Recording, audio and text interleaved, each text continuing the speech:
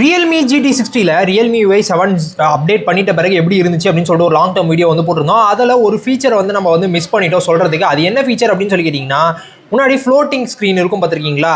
இப்போ எக்ஸாம்பிளுக்கு நான் ப்ளே ஸ்டோரை வைக்கிறேன், ப்ளே ஸ்டோரை எடுத்துட்டு ஓப்பன் பண்ணிட்டேன், ப்ளே ஸ்டோரை இப்போ ஃப்ளோட்டிங் ஸ்க்ரீனில் வைக்க போகிறேன்னு வச்சுக்கோங்களேன். முன்னாடிலாம் ஒரு ஆப் தான் வைக்கிற மாதிரி இருக்கும். இப்போ நான் ஒரு ஆப் வச்சிட்டேன். இப்போ ரெண்டாவதாக நான் வேறு ஏதாவது ஒரு ஆப் ஓப்பன் பண்ணோன்னு வச்சுக்கோங்களேன்.